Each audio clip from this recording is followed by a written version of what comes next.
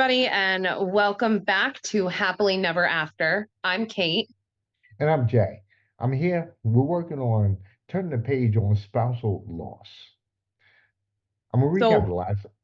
yeah, the We recap of our last episode. What did we yeah, talk about last time? Do you remember? We talked about last finances. We talked we about the financial experiences financial, but for the we also widows and the talked widowers. about And yeah. I think this time we've got some really great information. I know that we can talk about how we come to discover ourselves after we lose our spouses and that identity discovery. We learn some shit after our spouses die, and that's just part of the widowhood journey. Look, Kate, put it this way. We just gonna tell artists, listen to this episode. Trust us. You're gonna love it. The lessons you learn.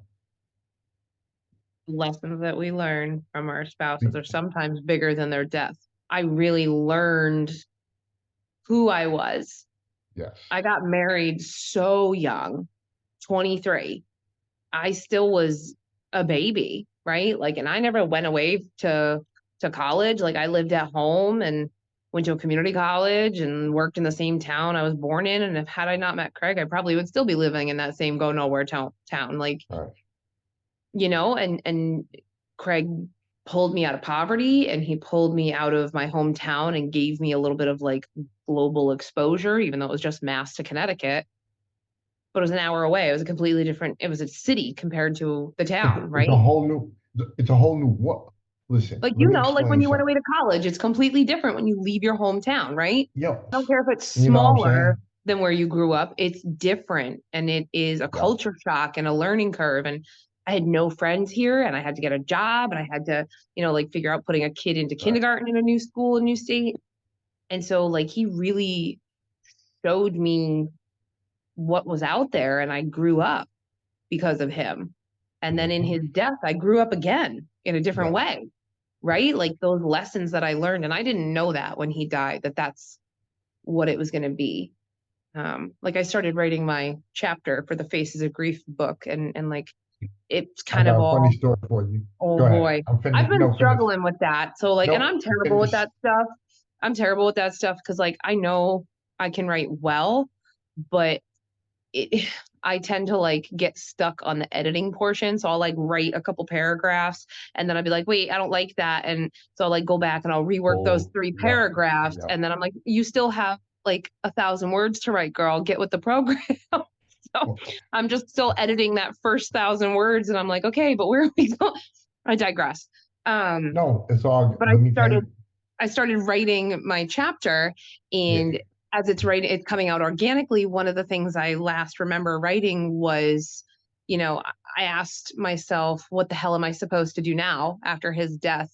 And what I didn't realize ultimately was the answer that Craig was going to give me. And it just kind of came and slapped me in the face, this bigger mission, this alchemy that we yes. learn as a result of this experience that we've been through. And I'm sure it's that way with every loss, right? Like after my grandmother died, I learned more about my mom and about what she was like as a daughter. It was a different view of her, and friends have passed and uncles and aunts and all that thing. But when it's your spouse, when it's like 50% of your identity Yep. is like entrenched in this other person, and that's not a bad thing, right? It's just the natural, organic way of a marriage, of a relationship, of a companionship, of a partnership. But 50% of who we are is then just like the band-aid's ripped off and And, it's gone. yo, the bananas part about it is that the world expects you to just move on like and do your thing like nothing ever happened. Like, everything is all good. And yeah, it's all good in everybody else's world. But the minute you think about something like something that normally Craig would do, Right. and you now have to pick up that mantle. Mm-hmm. It reminds you of missing him. That's the first thing. And then it reminds you of the fact that you are now 100% By of the yourself. yep, Like I get yep. mad at him sometimes every year, tax time. God damn it, Craig, like you should be here to do this. I don't want to do this horse shit. Like Right. this was your gig. I don't want to do this. I didn't ask for this. This is horse shit. Like I get mad at tax time every year. Been doing it for I 3 years now. yo, listen, I let me explain something. I feel you because there were so many things that I used to, I don't want to say be mad about, but be stressed over.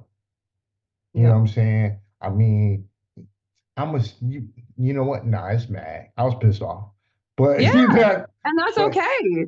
That's and 100% legitimate and okay. And I think we're taught to not be mad, to like, oh, release the anger and all that other touchy feely horse shit. Pardon my French. But like, yeah, the emotional stuff's important. And yeah, you eventually do have to release on the anger, but it's okay to also like sit with it and actually let it be, yep, marinate and like be yep. in it and like understand that you aren't necessarily mad at them specifically, although there were times where afterwards I was mad at him. I was mad at him that he did not tell me he had a life insurance policy. I was pissed at him, and I couldn't tell anybody because they're all like, oh well, at least he took care of you. It's sometimes you find out about stuff on the back end, Yeah. and you know, you look, bottom line for you, it's like, man, what the hell? You know, for everybody else, they want to try to see silver lining in Or they that want to help situation. you not be so sad Yeah, or be so yeah. angry, and they're trying to help you get over it because it makes them uncomfortable. But you know what? You said something earlier. Look, reality is you have to sit in it for a minute. And the reason why you have to sit in it for a minute is because that actually gives you some strength. That's Yeah, where your power comes from. yes, it the bottom line is humans, when we're forced to address a situation, we get pretty creative because it becomes a matter of survival. And, you Yep. know, so that means sitting in it for a second and taking in, you know, those feelings, those energies. Yeah. It'll make you say to yourself, okay, you know what? I need to I need to get off my ass and handle something. Or say like, you know what? Yo, I'm gonna show Craig how good I am. You know what I'm Well, saying? back it up Like even I'm gonna further show Ken before you how, even you know. have the awareness that it's anger, because that doesn't come right away sometimes. That's later where you're just like angry and Right, angsty and right. like a grumpy teenager that's got all these hormones and shit going everywhere where you don't know which direction is up and someone comes at you sideways and you bite their head off accidentally and then you're like, whoa, that's whoa, why did I do that? And you got to like sit with it and like, oh, that's anger. Why am I angry? And then you got to like untangle whether you're actually angry or if you're just grieving, and if that anger is directed at them or because of another root cause, or are you angry at yourself, or are you feeling guilt? Like it's a whole mess and nobody gives you any direction or guidance or support other than those stupid platitudes. Like he wouldn't want you to be upset, you have to do well to honor him, and he would be so proud of you. Shut the hell up. I'm mad. Let me be mad. My thing is this: the platitudes you talk about, I am for them, but but you have a right to be pissed off first. You see what I'm Validate it saying? first. Yes. Seriously. I mean, because the truth of the matter is, a big part of going through grief, going through mourning, anger, frustration, It's you know, literally one of the and stages. and going through it is cathartic Oh my because God. guess what? You're like, spe- especially on the fact that nobody else validates you, then that means you must validate yourself. That's right. Which is And even harder to do yes, when you're having an identity crisis and you don't know who you are or what you're capable of or how you're going to survive or where your strength is. Like it but you is know so what? hard to be your own person and fill your own cup. And that's a learned skill. Listen, you know, it's um it's a skill that for real that unfortunately has to be picked up when you go through. You know, I wish it was but picked up far before this. Like I've started teaching my daughter, we do yoga every day now, and the last 5 minutes of yoga is doing like like a cool down, and we do like affirmations. It's I am strong, I am powerful, I can accomplish anything. Like I am kind, I am smart. I'm teaching her that shit now because nobody did that for you have me. to And what a difference that would have made if I had that subliminal mentality. message Yep. playing in the background when everything was crumbling around me like Pompeii. Even if I don't believe it in my conscious brain, the back of my mind would already believe it and be like, no worries, we got you. No, I But you had know to what? learn that shit while going through the fire. And that was But so much harder. here's what's bananas about that, Kate, though. Tell me Look what something. it look what it did. Stop, I gotta stop with pick on you. that. But, but think about it. Look what it did. It put you in a place where it forced you to have to think way out the freaking box. It was a fight or flight Yes. response. It really, and And that was a fight response, which and is that not was normally it. there. But you know what? Again, now there are new things coming out of you based off of Well, and what they have to, unfortunately is right? happening. So we think Yeah. about it from a scientific perspective, like the cells in your body are literally permanently changed. Your neural pathways are changed. Your Yeah. chemical balance is changed. Your chromosomes are changed. Like grief literally changes you on a biochemical level permanently. So those choices, actions, and reactions will be different as a And that's result. actually true. True. You know what's funny? You were talking about all the things, the different things that change. I told you I read um, Dr. O'Connor's book, Mhm. Grief of Brain, and how she was talking about how Great like book. Like for anybody, who hasn't read it, I always tell them, I'm like, go read that book. because it gets away from the science a little bit and it not gets away.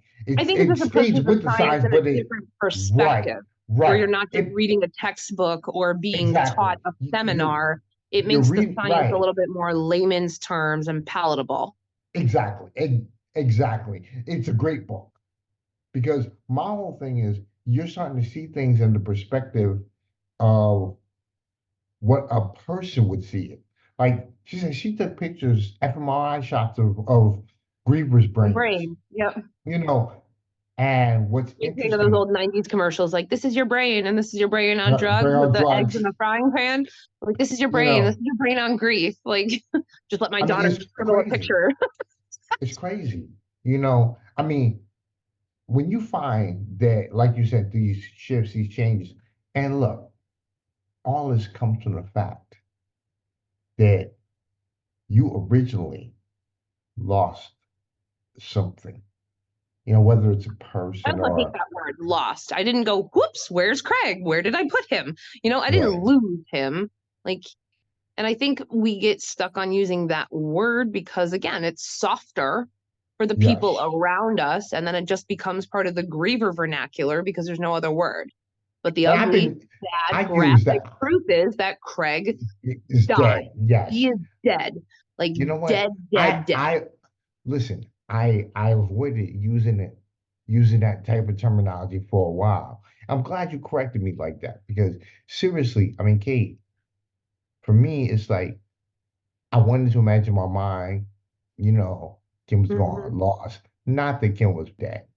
She You know what I'm passed saying? And away. it's like, but the reality is Kim is dead. And And I you think know, we don't like to say it because it reminds us of the permanence of it too. yeah. Like it And makes other people uncomfortable, but it also like that trigger for us, that like hitch in your breath when you remember. I don't know about you, but like the early days, I would wake up and then like forget that he had died and like go to call him and then like remember and like have a meltdown. Not that I like literally forgot, but there would be like yeah, a the, lapse the in the stuff. void, listen, man, fucking brain, all that. You know what If I'm you saying? I were like mean, in the twilight zone for the yes, first year and a yes. half, like that brain fog that people talk about, it's so much worse than pregnancy brain. Like I had pregnancy brain and I See, I have was like, I don't know nothing short-term about that. memory. Sorry. No, but like again, that's one of the gender disparities too. Like, the whole point of this podcast, we talk about the different gender filters, right? Everyone That's says, true. "Oh, widow's brain or widower fog or whatever." It's so real. And Yeah. I've had pregnancy brain and I have short-term memory problems because of ADHD. This is like unlike anything else I've ever experienced. It is just nasty. This is like going to Yo, the front lines of Vietnam every day. Like it is war seriously. in here. No, yo, it's absolute war. It's the biggest form of PTSD that a domesticated person will have. Seriously, because Mhm. when you when you when you lose a spouse, when you lose anybody, it's hard. When you lose a spouse, you talked about it. Look, that person is 50% of your life, pretty If much. not more. Financially, They're your mentally, partner, they're your emotionally, co-parent, they're your everything.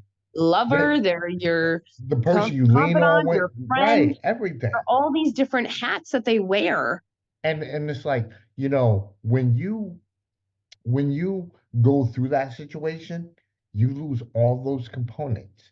And now, piece by piece, you're trying to figure out how to remanage that. Well, yeah. Who is the confidant? Who is the friend? You know, do And then your I friend circle's love somebody deteriorated because all right? your friends are couples and nobody wants to hang out with the third sad wheel. The bananas thing is the fact that you know what? You It's hard because when you're going through a challenge like losing your spouse, you know, you want to maintain strength, but it's incredibly difficult when you were in love for so long with someone. And then you have to do things without being strong. You just have to do them. You still have to And be strong, but you don't want to, or you don't know right, how, or you don't right. have that person to encourage you. And, you know, I think about Craig helping me grow up and being so young. Like I said, I was 23 when we met. We were 24 when I got married. It's not exactly the same for you, but it's similar because you and Kim met when you guys were young. You were in college and you had that time. So you grew up together. You guys had those trial by fires Right. together, which made it even stronger for you guys. And then to just, it's like being that college kid all over again. Like, you Yep. know, I couldn't even imagine that mentality and that experience. And then having two babies, I mean, your girls were older, but still like your girls. And as a father, it's your role and your want and your biological drive to protect your daughters. I mean, protect your children in Sure. general, but there's something about a Your father daughter daughters. Yes. relationship. Yes. I'm Yes. very close with my dad. I understand that. And it doesn't matter if if it's a healthy relationship or a good relationship, there's a biological drive in the Absolutely. testosterone chemical for the man, the male, the provider, the pack leader, whomever, to protect the offspring. And more so when they're female offspring because of that biology in True. the differences in what our biologies are intended to do, right? A nature thing. And I'm not saying that men are stronger than women, and I'm not saying that men are better than women. But if we think back to caveman times, men were the hunters Women and were the women were the gatherers. gatherers, which is Yep. why women can see on average 26 more colors than men can. Hmm. If you actually put up like a color thing and like how many colors are here, men will see like 7 and women will see like 36 because our eyes are biologically and evolutionarily trained to discern more shades of color so we could tell which berries were poisonous and which ones weren't. You know what? Here's what's crazy. That is a great skill to have now, especially when you go to the paint store. Yeah, as an Because interior design person, I'll because tell I'm you like, what. I'm I like, look at that's all of not them. gray, that's smoke. Right. I'm like, that's blue. That's dark blue, that's light blue. No, that Yeah, is but is it eggshell cobalt or blue. is it That's sky or is right. it yeah, Right. is it You know, sapphire or is it but we could you do know we could what? do that, but that's what I'm saying is so biology, like just biology and evolution, men have a drive to protect their female offspring in a different True. way. And maybe if True. you'd had, boys, that would be different too, because it's that like your lineage, your your namesake, right? But you had two daughters and it was just you, and you had to learn very quickly not only how to relate to young women in that way, which not that you didn't before, but now it's only one where you couldn't just be like, Right. Kim, I don't know, these girls are crazy, help me translate. There was no one there to translate for you. Well, And you then know on what? top of that, you had that protector mentality happening while being back in this mindset of a 19-year-old college kid where Kim left you because Right. that's the last save point. You know, we put in video game terms, that's the last save point. So But you know you're what? right back there. Kate, it goes right back to what you were talking about. Look, I had to sit in that shit for a minute. Oh my God. And like I had to sit. There were nights where I'd be, what am I gonna do with these kids? What am I gonna do? You know, I mean, and you know it. I mean, Kate, from your side, think about it.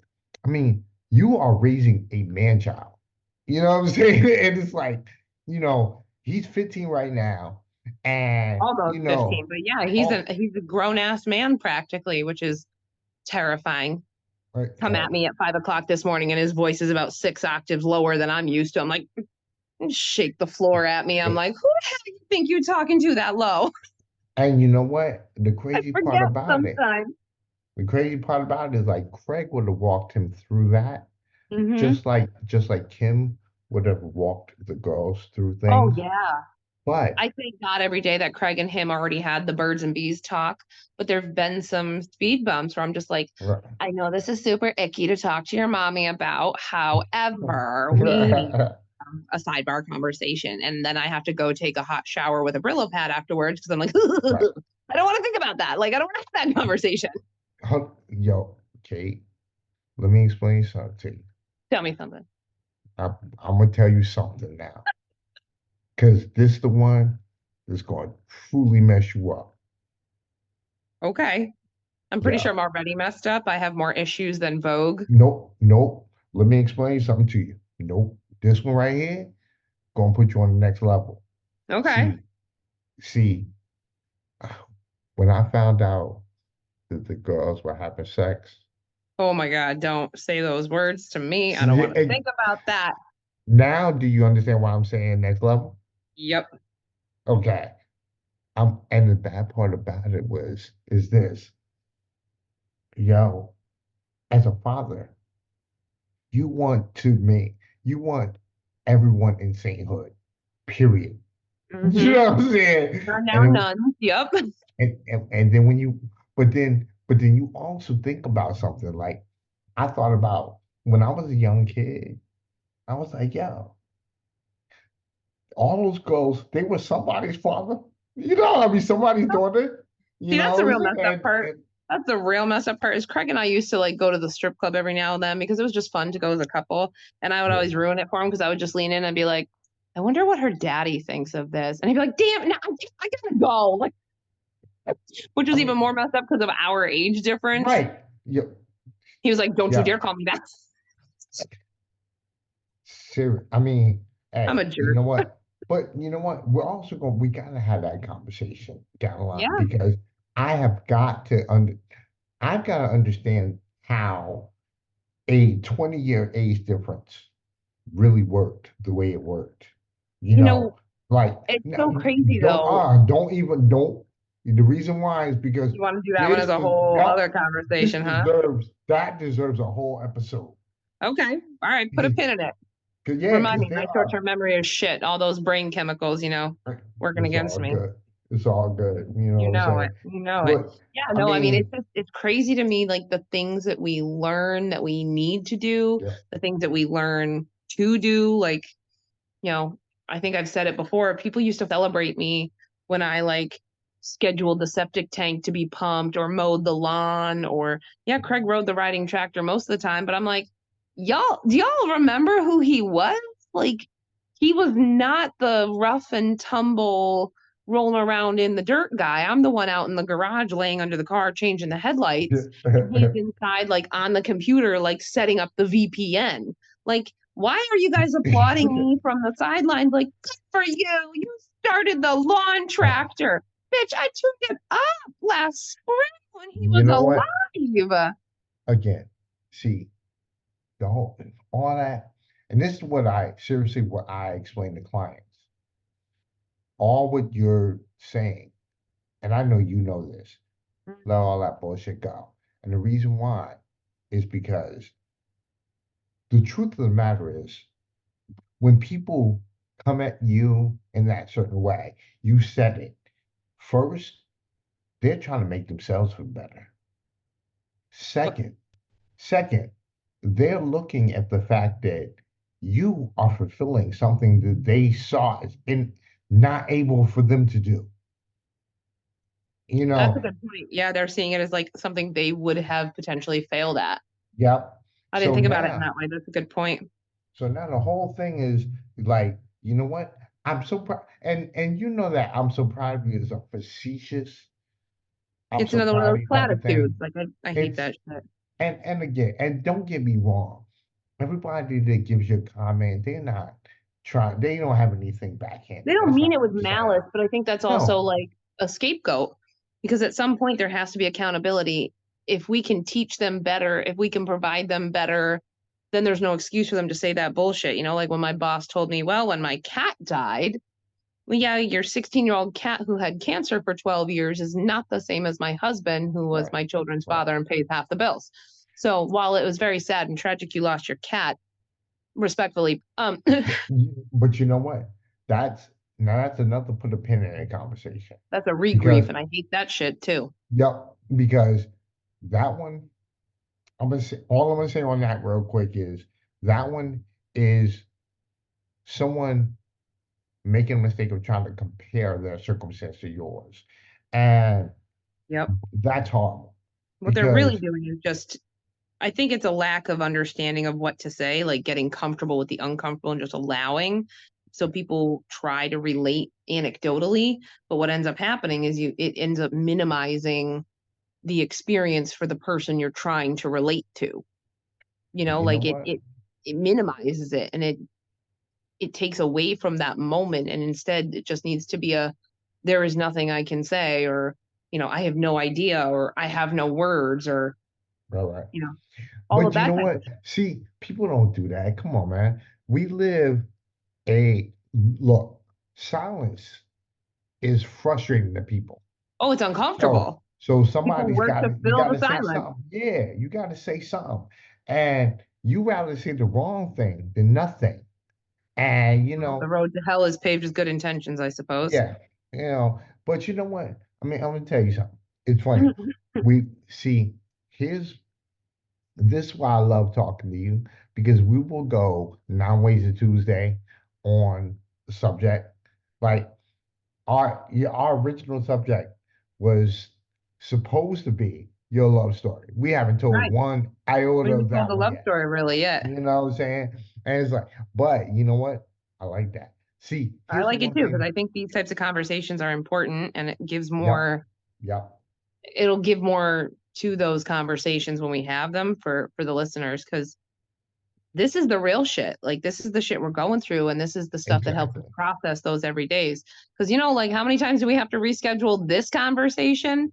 Because grieving takes so much time and energy and activeness. And even if you don't, And you know what, Kate? See, I'm sorry for cutting you off. And the you're reason fine. why, no, I'm just saying the reason why is because I clearly have that same type of brain where Oh, I'll be yeah. forgetting Oh, shit. that's what I was gonna say was You like know how what I'm long saying? to coordinate this conversation, right? Because Seriously. it was either like a scheduling thing or like I think there's a couple grief things, or even before we did the first one, right? Like after I told my lost story, and then I had to be like, hey, listen, we can't do any more today. And then you did yours, and then we had to move things, and then this one has taken us a little bit. So we mean well to like get together.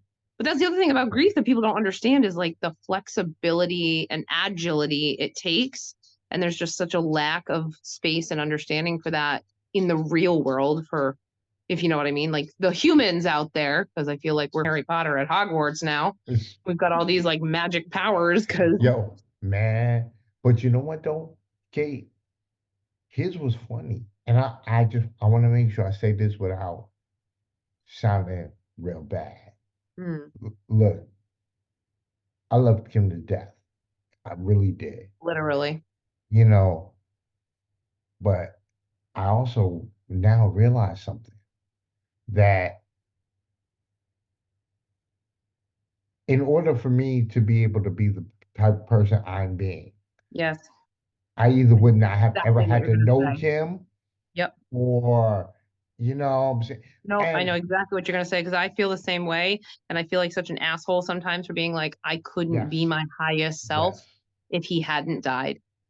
And so yes. it's not that I wish him dead, but I Right, right, understand and accept as much as it hurts that it was his time, that he was a reason, right, not a right, season.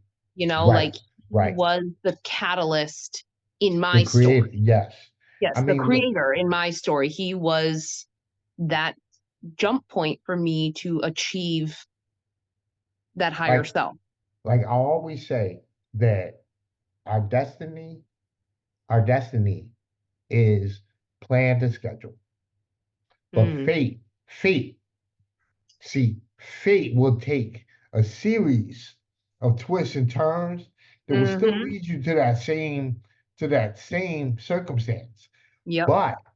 But it's like you seen where you like put a roll of ball down, it's like all these different Yep. pieces.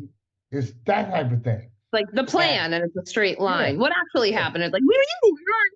Exactly. And it Exactly. go, I mean, but the destiny of that, like the bottom line is they're all those balls are gonna go into the same hole. Yep. When and where and how, and who knows. But Like, the same and thing about that's a whole this. other conversation too. Is like that brings like a spirituality aspect into it, and karma and fate and all of those things. And I always say that religion is for people trying to get into heaven, and spirituality is for people who've been through hell. Because Great way to say it. I not that there's anything against religion, right? But people really find their true faith and their true spirituality within their religion if they choose to be religious when they have that trauma. And for the people who quote lose their faith, another whoops, where did I put it?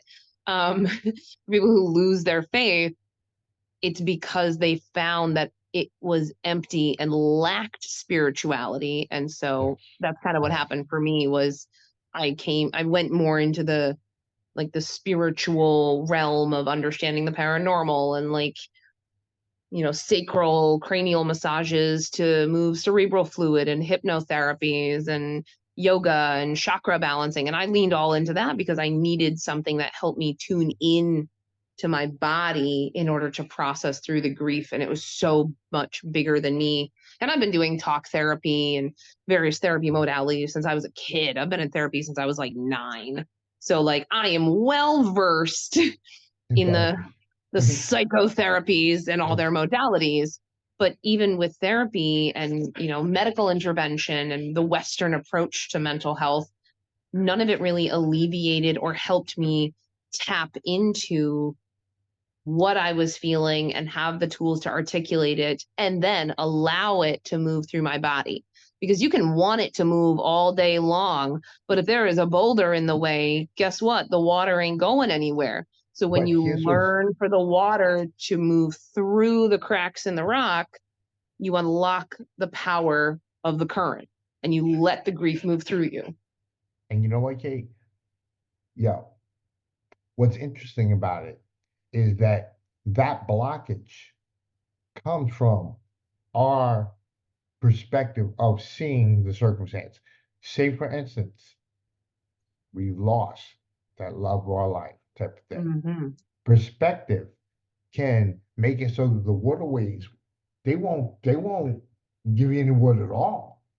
Or you can find a way to, like you said, get around that boulder, break that boulder up, whatever would have you, and have that new, whatever the new situation is, It's come about on. allowing.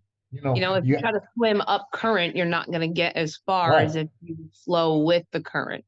And that's really like one of the key secrets I've found to unlocking Yeah, grief is to yeah. not ruminate in it. And that's that swimming against the current.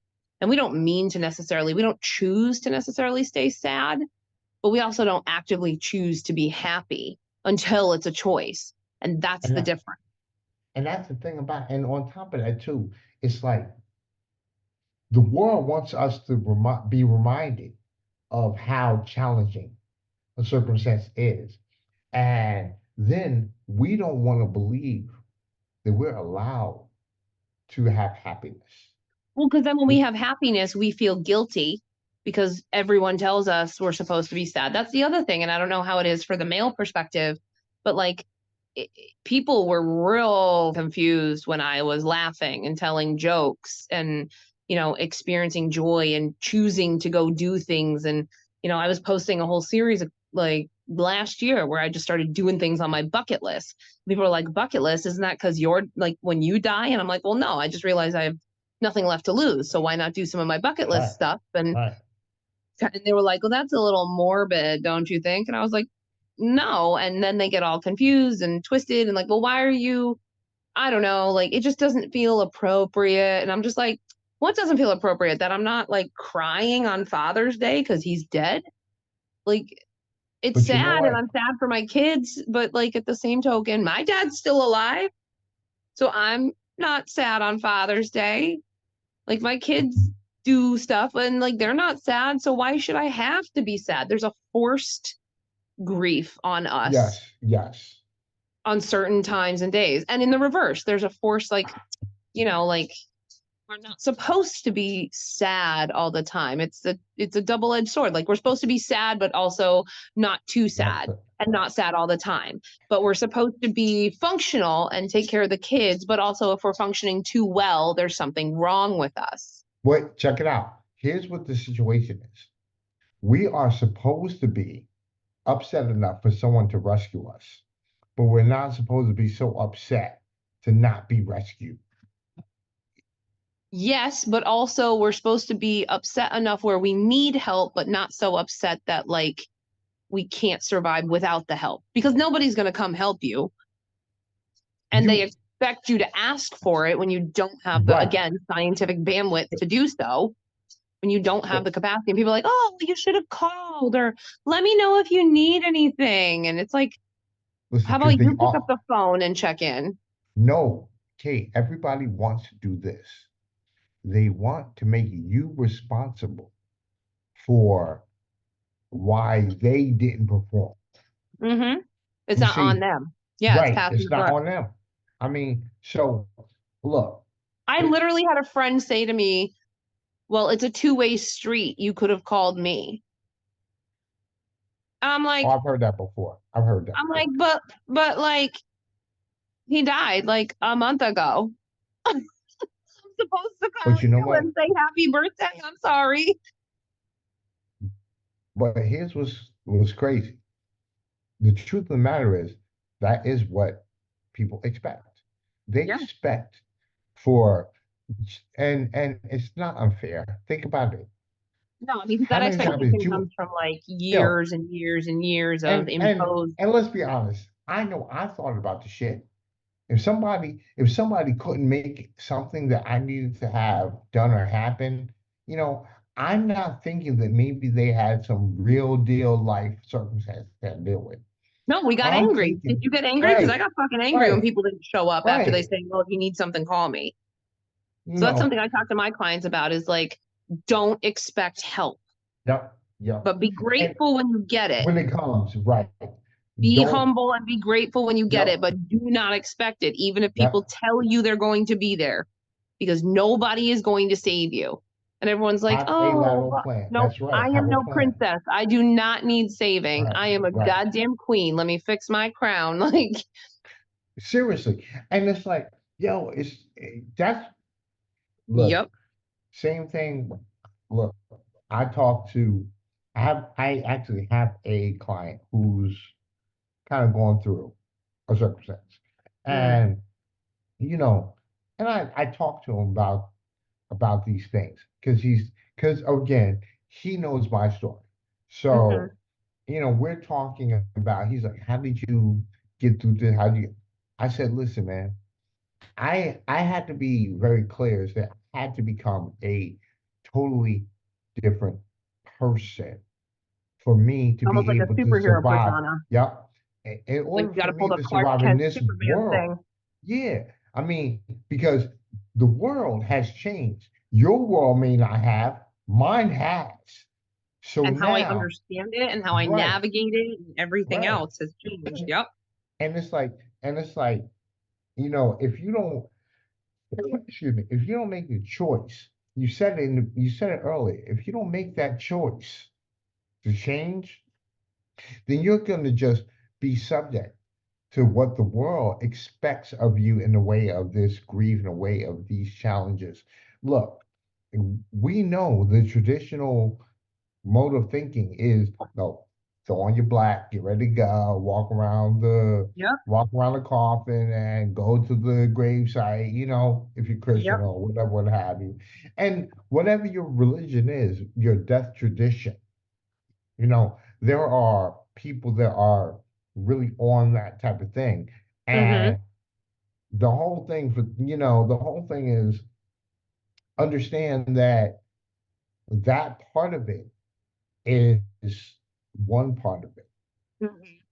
The part that no one sees is what happens after all those things. And After that's, everybody goes home, when you're yep. left to your And own that's, devices. that's where our world starts. Because, 6, 8 weeks out, Yeah. the sympathy cards stop rolling in. Everyone's dropped off their casseroles. They've all gone to the services, sent their sympathy cards, signed you up for the food train. And then they go back to normal. They go back to work and their Christmas card photo shoots and their Sunday brunches and their, PTO meetings. And we are just alone, But you know what? abandoned, destitute. And No. we have to, well, we're left on a deserted island and we have to make our own raft. But listen, Kate, here's what I find interesting about that. And this is one of my talks. You must know the difference between alone and lonely. Yes, You fair. see, Thank you for correcting me on that. no problem, man. Look, I had to deal with it because you could be lonely in front of 100 people, Yeah. but and I put it like this. I tell a person alone is being in a movie. Mm, You may be the lead actor, you have your roles. Alone, on the other hand, you're the director, producer, writer, actor, you're every part of it mm, because you are seeing the circumstance as it is occurring. mm. And you are you're choosing to walk through it and observe it like a movie reel. Where on the other hand, you're attempting to make changes to the movie. You see what I'm saying? It's interesting that you say that because initially, when I think about the grief experience, I often reference the movie Titanic. And it's not the first time I referenced the movie in my grief experience. I said he hashtag Jack Dawsoned me. Um, but I also say within that movie, Kate Winslet says a line that always stuck with me. She said, I felt as if I was standing in a crowded room screaming at the top of my lungs and no one even looked up. And that's how grief can often feel, Yes. that Yes. you are just a ghost floating along amongst the living and But here's where you have to make the decision to accept that no yeah. one is going to look up, no one is going to come rescue you, and And that is a here's hard pill to why. swallow when you are already feeling lonely. But here's why you shift lonely into alone. Alone gives you an opportunity to know yourself better. Alone gives If you an you opportunity. accept that power. Again, we're now looking at the person who is choosing to be lonely versus the person who chooses to be alone. The person And who they always chooses to say, like, be oh, you can't love until you love yourself. And I've always thought that that was a bullshit platitude. But this is really the essence of what they mean. Is it's not necessarily about loving yourself, but it's about being comfortable being lonely and being Right, alone and doing right. things to fill your own cup and to take care of yourself wholly and not depend And, on another person. and that's the biggest problem with the humans.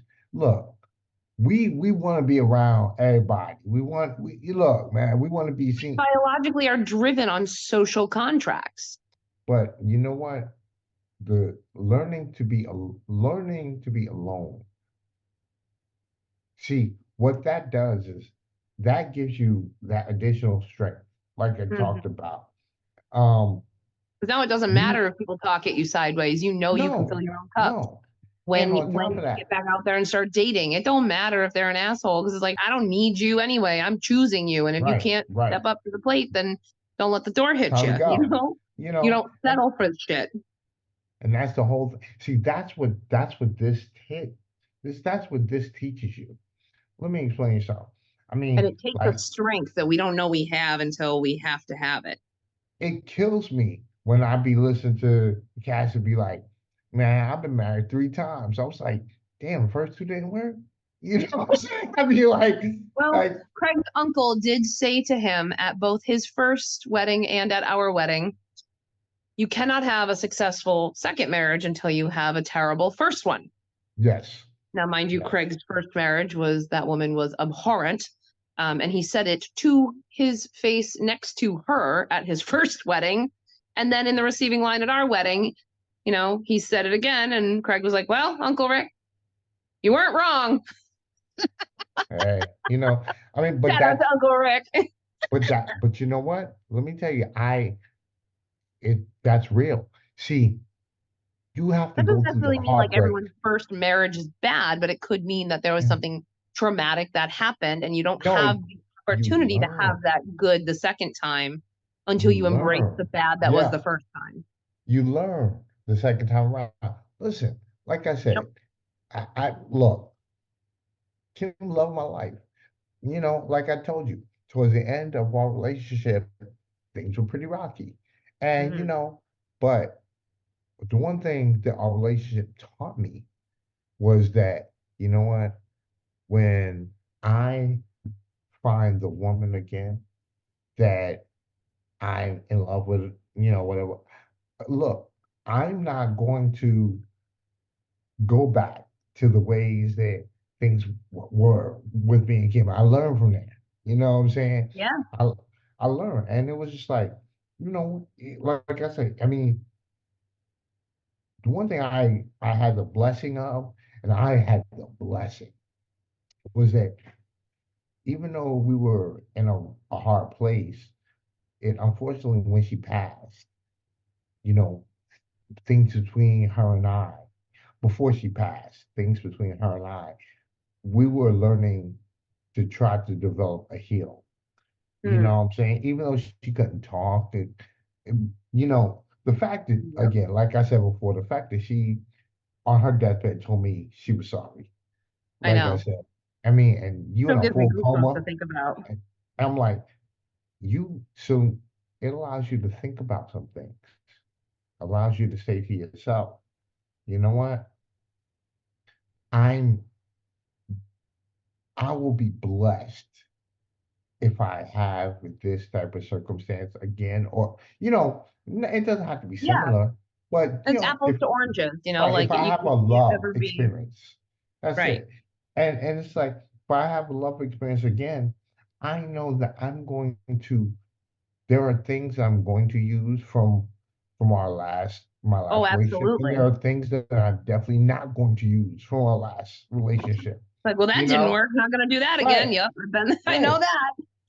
And I mean, and so, like what Crazy Uncle said is true. You gotta have a shitty first marriage in order to that, or not Yeah, even and shitty, definitely put a just pin a in that too, different. because dating after becoming a member of the widowhood community is a whole other echelon of things we could just spend forever talking about. As someone who has Now, that's recently come actually out of the that's dating on our pool list. again, But you came out. I'm out the dating pool. You know what? Yeah, I Put a was pin gonna in say it, put a but pin in. yeah, No, no, no. Talk about that. You we're know gonna what I'm talk saying? about it now. All right. Ah, All right. well, no, no, I am actually, no, officially seeing a gentleman, and it is serious enough where we're good. discussing Next imminent level. future cohabitation. You deserve it, Kate. It is a terrifying ride, but he Oh, has been so absolutely incredible beyond any expectation of patience, of understanding, of gratitude towards Craig, of holding space for Craig. He says his name. He talks about him like he's still here and in the room. He asks questions. He embraces traditions. He makes space. He anticipates things. He's learned what those trigger points are for me, and I'm sure there'll be more that oh, come up, but he's so just authentically okay with it, and that I was so skeptical of, because in other dating experiences they all say they are, and then when it gets real they all right. get scared and run, and I totally understand it, but I had healing to do too, and I think honestly the other things didn't work out because I hadn't completely finished that Right. healing that needed to happen. And again, grief never goes away and the healing doesn't ever really completely end, but you get to a point in your journey where you're so more of an elevated version of yourself because Yes, you've just sat with it and allowed it to marinate and then allowed it to move through you and embraced the waves as they come. It's very much, for me, grief is very much a water metaphor. Like you have but to, ride the wave versus brace for yeah, impact. And you have to let the water find ways to form its pathway instead of trying to control it. And you have to swim with the current, not swim against it. Grief is very much like water. You and can you're hold it right. in your hands, but you're not going to hold much. If you allow it to just exist and take up as much space as it needs to, you're going to get a whole lot more. It And you is know what? really an incredible thing that he just understands that, even though he's never experienced that type of loss. Well, you know what? I'm gonna say this. We're gonna end that because there's a whole we ain't gonna give away a whole nother episode. We're not gonna Mm, do that. You know, but that's no, just a little teaser for the next one then. How about that? There you go. There's there we our go. trailer for the next one. You see, the only reason why I say that, and like I said, I'm gonna shut this down, but like all my friends, my daughter, everybody call me the Shaolin monk because they're like, damn man, you ain't doing nothing. You ain't got no girls, you ain't this, you ain't. But you know what? I'm like I said, Yeah. for me, look, I was married for 17 years. I was with Kim 26 years. You Hmm. know, man, I ain't doing that again. Or I mean, not to say I won't get Yeah, married. no, and I What don't I'm think, saying is I'm I'm getting not married again per se. I right. just think What it's I'm not saying is legally. I'm not gonna I'm not gonna put myself in a situation where I'm going to um not better know the person that I want to be with. I mean, for Because me you and understand Kim, what it takes to get that yeah, much time with someone. You exactly. I understand that mean, it's what it really takes to we get grew there. together. We grew together so much. I mean, we were both 18 when we started. Yeah, You you guys know, are babies. we grew together. Well, You now grew up together. now I want to know what it's like to be alone. I mean, not No, alone, but just to but enjoy you. yeah, to see and to know something different. And I don't like, what I'm saying? I don't want to put any of my old feelings with Kim on a new person or anything like Yeah. that. So, There's you no know rush what? to it because if you are content and you are filling your own cup, then that is all that matters. And if the professional companionships that you're forming and the platonic companionships that you're forming, like what you and I have, is enough for you, then that's all that matters. Because people are gonna say shit. People are gonna say shit, but Let put it this way. Well, we're going to end this one by saying we have no idea what the hell the original theme was, but we do know this. We know that me and Kate can have some awesome conversations that can spark a lot of real good thought processes for people. Take the time to listen to what we're saying because we talk from the heart. I mean, we're just talking. We're really on some keep it real. That's it. Off the You cuff. know, Yep. Flying by the and, seat of our pants today. But you know I what? mean, I think it was an important conversation, and I think that we actually did a pretty good job of staying on the topic of where we started. yeah, we put it It's this way. that development We and that got, discovery of who you are. I mean, seriously, make sure you like and subscribe to have access to our future content as well. I'm Jay. So until next time, this is my friend Kate. I'm Kate, and with grief and gratitude, we will see you on our next Happily Never After. You've been listening to Happily Never After, part of the Xvadio podcast network. You can catch every episode of Happily Never After, as well as the rest of the network, at xvadio.com, the Apple Podcasts app, Google Podcasts, Spotify, iHeartRadio, Audible, Amazon Music, and wherever you find podcasts.